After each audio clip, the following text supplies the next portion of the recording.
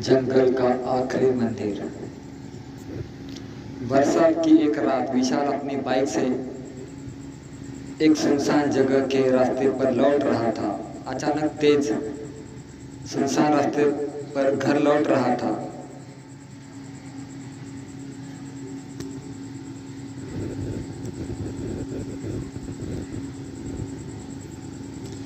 अचानक तेज बिजली चमकी और उसकी बाइक बंद हो गई। चारों ओर घना अंधेरा था। तभी उसे दूर एक पुराना टूटा फूटा मंदिर दिखाई दिया। बारिश से बचने के लिए वह मंदिर की ओर बढ़ गया। मंदिर के अंदर कदम रखते ही उसे अजीब ठंड महसूस हुई। दीवार पर काली काली टूटी हुई मूर्तियां और जमीन पर सूखे खून जैसे निशान दिखाई दे रहे थे। तभी उसके कानों में एक धीमी आवाज आई, यहां से सूरज निकलने से पहले कोई नहीं जाता। विशाल ने पीछे मुड़कर देखा, लेकिन वहां कोई नहीं था। उसने सोचा कि शायद उसका भ्रम होगा। तभी मंदिर की घंटी अपने आप बजने लगी। टन। घंटी की आवाज के साथ मंदिर के पीछे का दरवाजा धीरे धीरे खुलने लगा। अंदर घना अंधेरा था, लेकिन ऐसा लग रहा था जैसे कोई उसे अंदर बुला रहा हो। हिम्मत करके विशाल अंदर गया। अंदर एक लंबा गलियारा था। दीवारों पर सैकड़ों हाथ के काले निशान बने थे। गलियारे के अंत में एक बड़ा कमरा था, जहां एक पुरानी मूर्ति के सामने दर्जनों बुझी हुई मोमबत्तियां रखी थी। तभी अचानक सभी मोमबत्तियां अपने आप जल उठी और मूर्ति के लाल आंखें चमकने लगी। विशाल के पैरों के नीचे जमीन कांपने लगी। पीछे से किसी ने उसके कंधे पर हाथ रखा। वह डरते हुए पलटा, लेकिन वहां कोई इंसान नहीं था, सिर्फ एक काली परछाई जिसकी आंखें अंगारों की तरह जल रही थी। उसने धीमी आवाज में कहा, 20 साल बाद अगला बलिदान खुद चलकर आया है। विशाल भागने लगा, लेकिन मंदिर का हर दरवाजा अपने आप बंद हो चुका था। और तभी पूरे मंदिर में एक साथ सैकड़ों लोगों की चीख गूंज उठी, अब तुम कभी इस जंगल से बाहर नहीं जा पाओगे।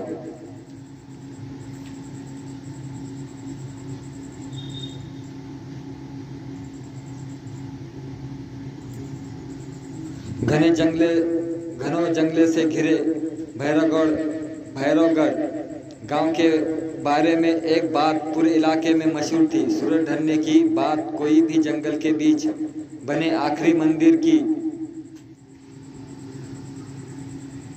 तरफ नहीं जाता था। गांव के बुजुर्ग कहते थे कि वह मंदिर सैकड़ों साल पुराना है और वहां एक ऐसा शराब बंधा है जिसे कभी तोड़ा नहीं जा सका। जो भी रात के समय उस मंदिर में गया वह कभी वापस नहीं लौटा। लोगों ने कई बार मंदिर को गिराने की कोशिश की, लेकिन हर बार कोई न कोई रहस्यमय हादसा होता जाता। कभी मजदूर की मौत हो जाती, कभी मशीनें अपने आप बंद हो जाती, तो कभी रात में काम करने वाले लोग पागल हो जाते। गांव वाले ने आखिरकार मंदिर को उसके हाल पर छोड़ दिया, लेकिन विशाल इन बातों पर विश्वास नहीं करता था। विशाल एक यूट्यूबर था। उसका चैनल डरावनी और रहस्यमय जगहों पर रहस्यमय जगहों पर आधारित था। उसे लगा था कि अगर वह इस मंदिर की सच्चाई कैमरे में कर लेगा तो उसका वीडियो लाखों लोग देखेंगे। एक शाम वह अपना कैमरा, टॉर्च और ड्रोन लेकर अकेला ही जंगल की ओर निकल पड़ा। गांव के आखिरी घर के बाहर एक बूढ़ा व्यक्ति बैठा था। उसने विशाल को रोका, बेटा अगर मंदिर जा रहे हो तो एक बात याद रखो। विशाल मुस्कुराया, क्या? बूढ़े की आंखें अचानक गंभीर हो गई। अगर रात में कोई तुम्हारा नाम लेकर बुलाए तो पीछे मुड़कर मत देखना। विशाल हंस पड़ा, आज के जमाने में भी लोग ऐसी बात पे भरोसा करते हैं। बूढ़े ने कोई जवाब नहीं दिया, बस दूर जंगल की ओर देखने लगा। विशाल आगे बढ़ गया। जैसे जैसे वह जंगल के अंदर जाता गया पेड़ और घने होते गए, पक्षियों की आवाज बंद हो गई, हवा जैसे थम गई। अचानक उसकी घड़ी रात के 9 बजे पर रुक गई। मोबाइल नेटवर्क गायब हो चुका था। उसने कैमरा ऑन किया। दोस्तों, मैं अभी भैरवगढ़ के उस श्रापित मंदिर के रास्ते पर हूँ। इतना कहते ही कैमरे की स्क्रीन कुछ सेकंड के लिए काली हो गई। जब स्क्रीन वापस आई तो कैमरे में विशाल अकेला नहीं था। उसके पीछे सफेद कपड़ों में कोई खड़ा था। विशाल ने तुरंत पीछे देखा, लेकिन वहां कोई नहीं था। उसने सोचा कि शायद कैमरे की गड़बड़ी होगी। वह आगे बढ़ा। करीब आधे घंटे के बाद उसे पेड़ों के बीच एक विशाल पत्थर का मंदिर दिखाई दिया। मंदिर पूरी तरह टूटा हुआ था। दरवाजे पर जंग लगी घंटी हवा के बिना धीरे धीरे हिल रही थी। विशाल ने जैसे ही मंदिर की पहली सीढ़ी पर पैर रखा, उसे साफ सुनाई दिया, वापस चले जाओ। उसने टॉर्च घुमाई, लेकिन वहां कोई नहीं था। फिर भी उसने हिम्मत नहीं हारी। वह मंदिर के अंदर चला गया और उसे बिल्कुल अंदाज नहीं था कि उसने अपने जीवन की सबसे बड़ी गलती कर दी है।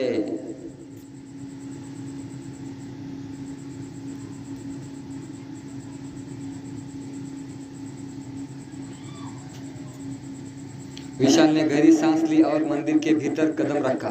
जैसे ही उसने दहलीज पार की, बाहर चल रही बारिश की आवाज एकदम गायब हो गई। ऐसा लगा मानो मंदिर के अंदर समय ही रुक गया हो। उसने टॉर्च की रोशनी चारों तरफ घुमाई। दीवार पर अजीब आकृतियां बनी थी, कुछ इंसानों जैसी, कुछ जानवरों जैसी और कुछ ऐसी जिन्हें देखकर समझ नहीं आता था कि वे किस दुनिया की थी। हर मूर्ति की आंखों पर लाल सिंदूर लगा था, लेकिन समय के साथ वह सिंदूर खून जैसा गहरा दिखाई देने लगा था। विशाल ने कैमरे में रिकॉर्डिंग शुरू रखी। दोस्तों, मैं अभी मंदिर के अंदर हूँ। यहाँ कोई नहीं है, लेकिन माहौल बहुत अजीब है। इतने में कैमरे की माइक्रोफोन में एक फुसफुसाहट रिकॉर्ड हुई। झूठ, यहाँ कोई है। विशाल को वह आवाज सुनाई नहीं दी, लेकिन कैमरा उससे रिकॉर्ड कर चुका था। वह आगे बढ़ा। मंदिर के बीचों बीच एक विशाल घंटा लटका था। घंटा इतना पुराना था कि उस पर मोटी काई जम चुकी थी। उसके नीचे पत्थर पर संस्कृत में कुछ लिखा था, जिसे पढ़ना मुश्किल था। जैसे ही उसने हाथ से धूल हटाई, शब्द साफ दिखाई दिए, जो इस घंटी को जगाएगा वह मृत आत्माओं के द्वार खोल देगा। विशाल ने हल्की सी मुस्कान के साथ कैमरे की ओर देखा। लगता है लोगों को डराने के लिए लिखा गया है। इतना कहकर उसने घंटी को हल्का सा छू लिया। घंटी अपने आप जोर जोर से बज उठी। उसकी गूंज पूरे मंदिर में फैल गई। अचानक मंदिर की जमीन कांपने लगी, छत से धूल गिरने लगी। बाहर बैठो सैकड़ों कौवे एक साथ चीखते हुए उड़ गए। विशाल घबरा गया। उसी समय मंदिर के पीछे की बंद पत्थर की दीवारें धीरे धीरे खिसकने लगी। उसके पीछे एक संकरी सीढ़ी दिखाई दी, जो धरती के नीचे उतर रही थी। सीढ़ियां से बर्फ जैसी ठंडी हवा ऊपर आ रही थी और उसके साथ एक सड़ी हुई गंध। विशाल का दिल जोर जोर से धड़कने लगा। वो वापस लौटना चाहता था, लेकिन जब उसने मुख्य दरवाजे की ओर देखा, वो दरवाजा गायब था। उसकी जगह अब सिर्फ पत्थर को ठोस दीवार थी। विशाल समझ चुका था अब मंदिर उसे बाहर नहीं जाने देगा। वह कांपते हुए टॉर्च उठाकर उन अंधेरों सीढ़ियों की ओर बढ़ा, और उसे बिल्कुल भी अंदाज नहीं था कि नीचे उसका इंतजार कौन कर रहा है।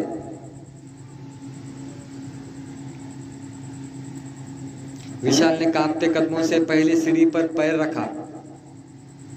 जैसे ही वो नीचे उतरा, ऊपर की पत्थर की दीवार अपने आप बंद हो गई और चारों तरफ सिर्फ अंधेरा था। टॉर्च की हल्की रोशनी में उसने देखा कि सीढ़ियां बहुत गहराई तक जा रही थी। दीवारों पर नाखून से खरोचे हुए हजारों निशान थे। कुछ जगहों पर सूखे खून जैसे धब्बे दिखाई दे रहे थे। तभी उसे किसी ने रोने की आवाज सुनाई दी। किसी की रोने की आवाज, पहले धीमी फिर धीरे धीरे तेज। ऐसा लग रहा था जैसे कोई औरत दर्द से चीख रही हो। विशाल ने हिम्मत जुटाकर आवाज की दिशा में टॉर्च घुमाई, लेकिन वहां कोई नहीं था। वह आगे बढ़ा। कुछ ही दूर उसे एक विशाल भूमिगत कक्ष दिखाई दिया।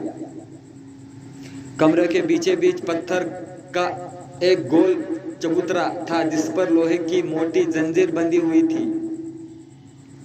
जंजीरों के बीच एक पुरानी खोपड़ी रखी थी। उसकी आंखें के गड्ढों से काला धुआं निकल रहा था। अचानक कमरे की दीवार पर लगी मशालें अपने आप जल उठी। पूरे कक्ष में पीली रोशनी फैल गई। उसी समय विशाल को एहसास हुआ वह अकेला नहीं है। उसके चारों ओर दर्जनों और काली परछाइयां खड़ी थी। उनके चेहरे दिखाई नहीं दे रहे थे, सिर्फ दो लाल आंखें जो बिना पलक झपकाए उसे दूर से घूर रही थी। विशाल का गला सूख गया। उसने धीरे से पूछा, वह कौन है तुम? तभी सभी परछाइयां ने एक साथ जवाब दिया, हम वे हैं जो वापस नहीं जा सके। इतना सुनते ही सभी परछाइयां हवा में घुल गई। लेकिन अगले ही पल विशाल की कैमरे की स्क्रीन अपने आप चालू हो गई। स्क्रीन पर लाइव रिकॉर्डिंग नहीं चल रही थी।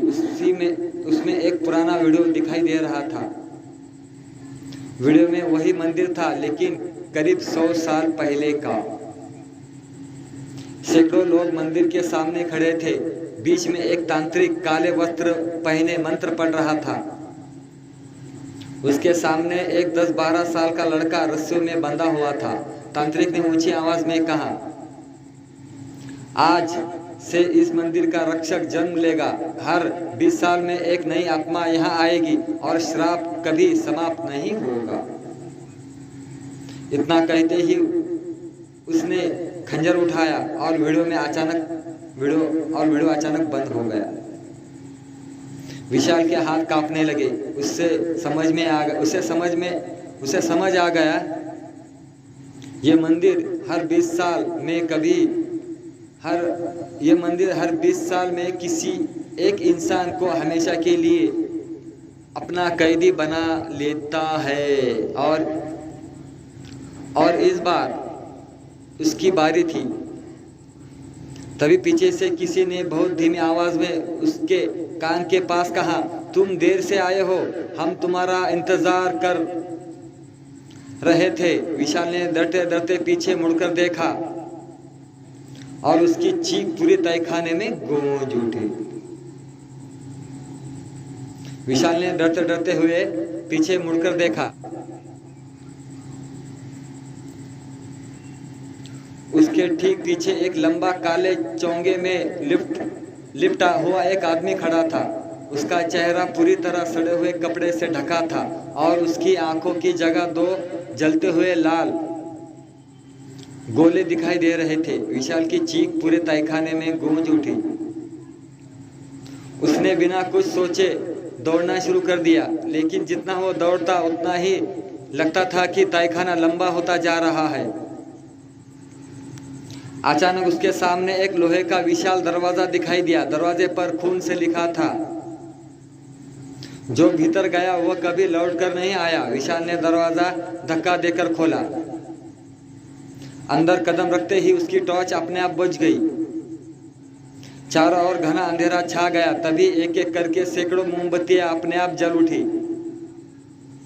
उनकी रोशनी में विशाल ने जो देखा उसे देखकर उसकी सांसें रुक गई। पूरा कमरा इंसानों की खोपड़ियों से भरा हुआ था।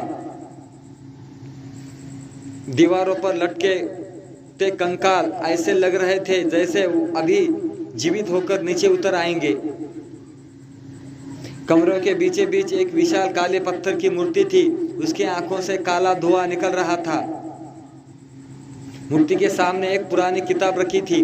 जिसके पन्ने अपने आप पलट रहे थे। अचानक कमरे में भारी आवाज गूंजी। श्राप को तोड़ने आया है या उसके हिस्सा बनने? विशाल घबराकर पीछे देखा, लेकिन अब दरवाजा गायब हो चुका था। वह पूरी तरह फट चुका था। उसी समय मूर्ति के पैरों के पास रखी खोपड़ियों ने अपने खाली आंखों के गड्ढे उसकी ओर घुमा दिए और एक साथ बोल उठी, भागो, अभी भी समय है। लेकिन अगले ही पल मूर्ति ने धीरे धीरे अपना सिर विशाल की ओर घुमाया। उसी पत्थर की आंखें अचानक लाल आग की तरह जलने लगी और पूरा तहखाना भयानक हंसी से गूंज उठा। अब कोई नहीं बचेगा।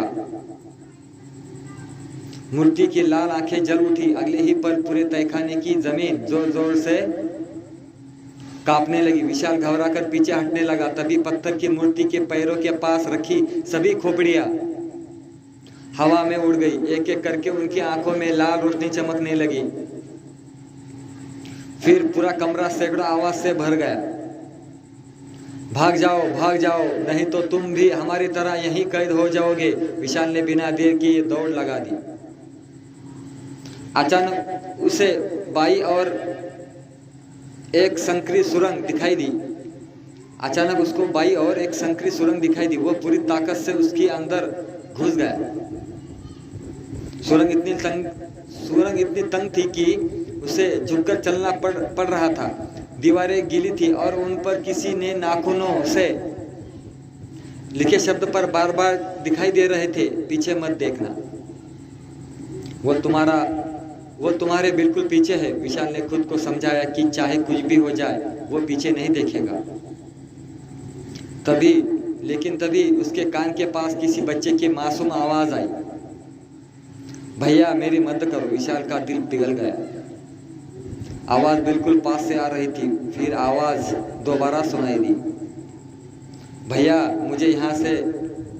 मुझे यहाँ अकेला छोड़कर मत जाओ। विशाल रुक गया। उसे बूढ़े आदमी की बात याद आई, अगर कोई तुम्हारा नाम लेकर बुलाए या पीछे से आवाज दे तो कभी मत मुड़ना। उसने आंखें बंद की और आगे बढ़ने लगा। तभी आवाज बदल गई। अब वो किसी बच्चे की नहीं बल्कि एक डरावनी और भारी आवाज थी, विशाल तुमने मेरी बात नहीं मानी। अचानक सुरंग के अंदर से बर्फ जैसी ठंडी हवा चलने लगी। उसकी टॉर्च अपने आप जलने बुझने लगी। रोशनी की हर चमक में उसे ऐसा लगा जैसे उसके पीछे कोई लंबा काला साया चल रहा हो। एक बार, दो बार, 3 बार और चौथी बार जब टॉर्च जली तो वो साया अब उसके बिल्कुल सामने खड़ा था। उसका चेहरा नहीं था, सिर्फ एक काला गड्ढा था और उस गड्ढे के भीतर सैकड़ों लाल आंखें एक साथ चमक रही थी। साया धीरे धीरे मुस्कुराया। उसकी मुस्कान के साथ ही पूरी सुरंग में एक ही वाक्य गूंज उठा, अब मंदिर ने तुम्हें स्वीकार कर लिया है। इतना कहते ही सुरंग का रास्ता अपने आप बंद होने लगा। इतना कहते ही अब मंदिर ने तुम्हें स्वीकार कर लिया है। इतना कहते ही सुरंग का रास्ता अपने आप बंद होने लगा और विशाल को समझ में आ गया कि अगर अगले कुछ सेकंड में वह बाहर नहीं निकला तो वह हमेशा के लिए इस श्रापित मंदिर का कैदी बन जाएगा। विशाल ने पूरी ताकत से दौड़ लगा दी। उसके पीछे सुरंग की पत्थर की दीवारें टूटी हुई बंद हो रही थी। हर कदम के साथ रास्ता छोटा होता जा रहा था। आखिरकार विशाल ने एक लंबी छलांग लगाई और सुरंग से बाहर निकल आया। उसी पर उसके पीछे का रास्ता पूरी तरह बंद हो गया। वह जमीन में गिर पड़ा और तेज तेज सांस लेने लगा, लेकिन राहत सिर्फ कुछ सेकंड की थी। उसने सिर उठाया और देखा कि वह मंदिर के बाहर नहीं बल्कि एक विशाल गोल कक्ष में खड़ा था। कक्ष की दीवार पर सैकड़ों पुराने शीशे लगे थे। हर शीशे पे विशाल का अलग अलग चेहरा दिखाई दे रहा था। विशाल शीशे में वह बूढ़ा था, किसी में उसका चेहरा जला हुआ था और एक शीशे में वह मृत पड़ा था। विशाल घबरा गया। उसने एक शीशे पर पत्थर दे मारा, छन। शीशा टूट गया, लेकिन अगले ही पल उस टूटे हुए शीशे से एक काला हाथ बाहर निकला, फिर दूसरा, फिर तीसरा। कुछ ही क्षणों में हर शीशे से काली परछाइयां बाहर निकलने लगी। उनके चेहरे नहीं थे, सिर्फ लाल आंखें और लंबे नाकीले नाखून। वह धीरे धीरे विशाल की ओर बढ़ने लगे। विशाल पीछे हटते हुए एक पत्थर से टकराया। उस पत्थर पर एक तांबे की पट्टिका जड़ी थी। उस पर लिखा था, श्राप की शक्ति भय से मिलती है। श्राप की शक्ति भय से मिलती है। जो अपने डर पर विजय पा लेगा वह बाहर जा सकेगा। डर पर विजय पा लेगा वह बाहर जा सकेगा। विशाल ने पहली बार भागना बंद कर दिया। उसने आंखें बंद की, अपने डर पर काबू पाने की कोशिश की। जब उसने दोबारा आंखें खोली तो सारी परछाइयां वहीं रुक गई। उन्होंने एक साथ दर्द भरी चीख मारी, जैसे कोई अदृश्य शक्ति उन्हें पीछे से खींच रही हो। तभी सबसे बड़ा शीशा अपने आप चमकने लगा। उसमें एक दृश्य दिखाई दिया। करीब 2 साल पहले यही मंदिर लोगों से भरा हुआ था। एक लालची तांत्रिक अमर होने की साधना कर रहा था। उसने गांव वालों को धोखे से मंदिर में बुलाया और एक ही रात में 100 से ज्यादा लोगों की बलि दे दी। मरते समय उन लोगों ने श्राप दिया, उसने हमारी आत्माओं को बांधा है, वह कभी मुक्त नहीं होगा। और जो भी लालच या जिज्ञासा में इस मंदिर में आएगा वह भी इस श्राप का हिस्सा बन जाएगा। तांत्रिक अमर तो नहीं हुआ, लेकिन उसकी आत्मा इस मंदिर में कैद होकर एक भयानक राक्षसी शक्ति में बदल गई। तभी शीशों के अंदर खड़ा हुआ तांत्रिक धीरे धीरे विशाल की ओर देखने लगा। उसके होठ हिले और उसने कहा, अब अंतिम अनुष्ठान का समय आ गया है। अचानक पूरा कक्ष अंधेरे में डूब गया और दूर कहीं एक विशाल घंटा फिर से बज उठा। उस घंटी की आवाज के साथ ही मंदिर की असली शक्ति जाग चुकी थी। घंटी की आवाज पूरे मंदिर में गूंज उठी। जैसे ही उसकी गूंजी थमी, चारों ओर का अंधेरा धीरे धीरे लाल रोशनी में बदलने लगा। विशाल ने देखा कि जमीन पर अपने आप एक विशाल तांत्रिक मंडल बन रहा था। लाल रंग की रेखाएं सांपों की तरह रेंगती हुई उसके पैरों की चारों ओर घूमने लगी। अचानक मंदिर की हर दीवार से एक आवाज आने लगी, अंतिम बलिदान, अंतिम बलिदान। उसने विशाल ने भागने की कोशिश की, लेकिन उसके पैर जैसे जमीन से चिपक गए थे। उसी समय सामने काला धुआं इकट्ठा होने लगा। धीरे धीरे उस धुएं से वही तांत्रिक बाहर निकला जिसे विशाल ने शीशे में देखा था।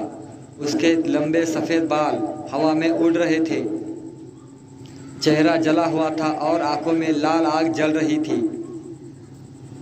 वह हंसा, ऐसी हंसी जिसे सुनकर विशाल का खून जम गया। 200 वर्षों से मैं इसी क्षण का इंतजार कर रहा था। तुम्हारे आने से मेरा अधूरा अनुष्ठान पूरा होगा। उसने अपना हाथ उठाया। अचानक हवा में उड़ती हुई लोहे की जंजीरें विशाल के हाथों पैरों में लिपट गई। वह पुरानी ताकत से छूटने की कोशिश करता रहा, लेकिन जंजीरें और कसती गई। तभी भीड़ जैसी आवाज सुनाई दी। सैकड़ों धुंधली आकृतियां अंधेरे से निकलकर तांत्रिक के पीछे खड़ी हो गई। वे वही लोग थे जिनकी आत्माएं सदियों से इस मंदिर में कैद थी। उनमें एक छोटी सी बच्ची भी थी। उसने विशाल की ओर देखा और बहुत धीमी आवाज में कहा, डरो मत, उसकी शक्ति तुम्हारे डर से बढ़ती है। विशाल ने अपनी आंखें बंद की। उसने डर से बजाय हिम्मत जुटाई। अचानक उसकी गर्दन में लटका छोटा सा ताबीज जो उसकी दादी ने बचपन में दिया था तेजी से चमकने लगा। पूरा कक्ष सफेद प्रकाश में फैल गया। तांत्रिक पहले बार दर्द से चीखा। नहीं, यह असंभव है। जंजीर टूटकर जमीन पर गिर गई।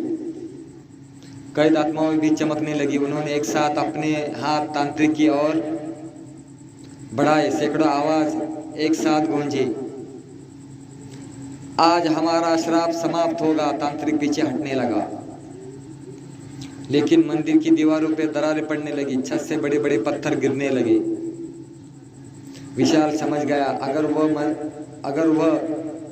अगर वह अभी बाहर नहीं निकला तो मंदिर के साथ वह भी हमेशा के लिए दफन हो जाएगा। वह पूरी ताकत से बाहर की ओर भागा, लेकिन बाहर निकलने से ठीक पहले किसी ने उसके कंधे पर फिर से हाथ रख दिया। इस बार वह स्पर्श पहले से भी ज्यादा ठंडा था। विशाल ने धीरे धीरे पीछे मुड़कर देखा और उसके सामने जो खड़ा था उसे देखकर उसकी आखिरी उम्मीद भी टूट गई। विशाल ने धीरे धीरे पीछे मुड़कर देखा। उसके सामने वही छोटी बच्ची खड़ी थी जिसे उसने पीछे कुछ देर पहले कैद आत्माओं के बीच देखा था, लेकिन अब उसका चेहरा बदल चुका था। आधी शक्ल मासूम थी और आधी पूरी तरह जली हुई। उसकी आंखों से आंसू नहीं बल्कि काला धुआं निकल रहा था। विशाल एक पल के लिए पीछे हट गया। बच्चे ने धीमी आवाज में कहा, डरो मत, मैं तुम्हें मारने नहीं आई हूं, मैं तुम्हें बाहर निकालने आई हूं। उसने विशाल का हाथ पकड़ा और मंदिर के पीछे हिस्से की ओर दौड़ पड़ी। पीछे तांत्रिक दर्द से चीख रहा था। कैद आत्माएं उसे जंजीर की तरह जकड़ चुकी थी। पूरा मंदिर टूट रहा था। पत्थर गिर रहे थे। दीवार में बड़ी बड़ी दरारें पड़ चुकी थी। दौड़ते दौड़ते वह एक संकरी सुरंग तक पहुंची। बच्ची रुक गई। उसने कहा, यह आखिरी रास्ता है। इसके बाहर निकलते ही श्राप की सीमा खत्म हो जाएगी, लेकिन याद रखना, पीछे मुड़कर मत देखना, चाहे कुछ भी सुनाई दे। विशाल बिना रुके दौड़ता रहा। पीछे से अचानक उसकी माँ की आवाज आई, विशाल बेटा, मुझे छोड़कर मत जा। फिर उसके पिता की आवाज, फिर उसकी दादी की आवाज बिल्कुल असली लग रही थी, लेकिन इस बार विशाल नहीं रुका। वह लगातार आगे बढ़ता गया। अचानक सामने हल्की सी सूरज की रोशनी दिखाई दी। उसने आखिर छलांग लगाई और सुरंग से बाहर निकलकर जंगल की जमीन पर गिर पड़ा। उसी क्षण पीछे से एक जोरदार धमाका हुआ। धड़म। विशाल ने मुड़कर देखा। जहां मंदिर खड़ा था वहां अब सिर्फ धूल का एक विशाल बादल था। मंदिर जैसे कभी था ही नहीं। धीरे धीरे सूरज निकल आया। जंगल में फिर से पक्षियों की आवाज गूंजने लगी। विशाल किसी तरह गांव पहुंचा। गांव वालों ने उसे जिंदा देखकर हैरानी से घेर लिया। बूढ़ा आदमी मुस्कुराया और बोला, आज तक कोई उस मंदिर से लौटकर नहीं आया था। तुम पहले इंसान हो। विशाल ने अपना कैमरा निकाला। वह सबूत दिखाना चाहता था, लेकिन कैमरे में पूरी रात की कोई रिकॉर्डिंग नहीं थी। सिर्फ एक आखिरी वीडियो बचा था। उसने वीडियो चलाया। स्क्रीन पर सिर्फ 5 सेकंड का दृश्य था। उसमें विशाल सुरंग से बाहर निकल रहा था, लेकिन उसने ठीक पीछे वही जली हुई बच्ची खड़ी मुस्कुरा रही थी। वीडियो खत्म हुआ। विशाल ने घबरा कर पीछे देखा। वहां कोई नहीं था। उसने राहत की सांस ली और कैमरा बंद कर दिया। लेकिन विशाल ने घबरा कर पीछे देखा। वहां कोई नहीं था। उसने राहत की सांस ली और कैमरा बंद कर दिया। लेकिन उसे यह पता नहीं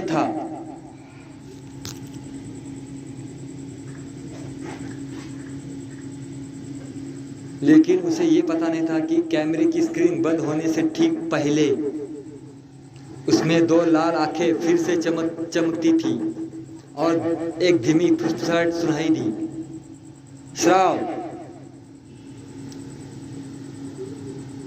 शराब खत्म नहीं हुआ, वह तुम्हारे साथ घर आ चुका है। फिर कैमरे स्क्रीन बंद होने ठीक पहले उसमें दो लाल लेकिन उसे ये पता नहीं था कि कैमरे की स्क्रीन बंद होने से ठीक पहले उसमें दो लाल आंखें फिर से चमकी थी और एक धीमी फुसफुसाहट सुनाई दी। शराब खत्म नहीं हुआ, वह तुम्हारे साथ घर आ चुका है। चला मित्रांनो, ही कहाणी तर समाप्त झाली. लाईक सबस्क्राईब जरूर करा. कमजोर दिल के ना देखे, कमजोर मनाचे अजिबात पाहू नका मित्रांनो. ही कहाणी काल्पनिक कथा आहे, कोणता गोष्टीचा कशाचा काही संबंध नाही मित्रांनो. फक्त हा व्हिडिओ मनोरंजन म्हणून पहा मित्रांनो. काल्पनिक कथा आहे, कमजोर दिल के ना देखे. लाईक सबस्क्राईब जरूर करा मित्रांनो. लाईक करा, सबस्क्राईब करा, कमेंट करा, शेअर करा. बाय बाय मित्रांनो.